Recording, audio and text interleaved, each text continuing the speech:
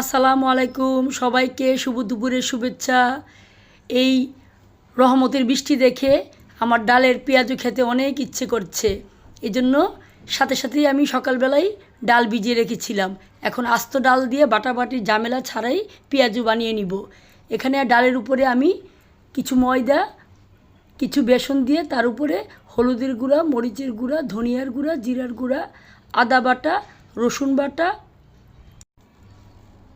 তারপর কিছু ধনিয়া পাতা কুচি করে দিয়ে নিলাম। এখন দিব অনেক বেশি পেঁয়াজ কুচি। পেঁয়াজটাকে ভালো করে চিকন করে কুচি করে তারপরে এখানে দিয়ে দিলাম। এখন পেঁয়াজের পানি, ডালের পানি, ওগুলো দিয়েই সুন্দর করে আমি মেখে নিব। এখানে আর এক্সট্রা পানি দেওয়ার কোনো প্রয়োজন হবে না। আস্তে আস্তে ধৈর্য সহকারে মাখলেই পেঁয়াজুর খামিরটা তৈরি হয়ে যাবে। পাশাপাশি খুব মজার মচমচে পেঁয়াজ হয়ে যাবে। সাথে কিছু কাঁচামরিচ কুচিও দিয়ে নিলাম। এখানে গুঁড়া মশলা, মরিচও কিন্তু ব্যবহার করা হয়েছে। ঝালটা আপনাদের পছন্দ অনুযায়ী, ঝাল ঝাল পেঁয়াজও যাদের পছন্দ তারা ঝাল ঝাল করে খাবেন, কোনো সমস্যা নেই। এখন গরম তেলে আমি একটু চ্যাপটা করে পেঁয়াজগুলো দিয়ে দিচ্ছি। এখন আস্তে আস্তে চুলার আঁচটা কমিয়ে আস্তে আস্তে ভেজে নিব।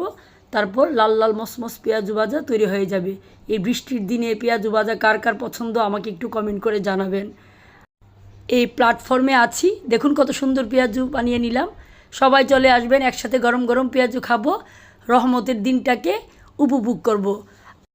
আবারও হাজার হাজার শুকরিয়া, এই রহমতের দিন আমাদের মাঝে এসেছে। খুদা হাফেজ।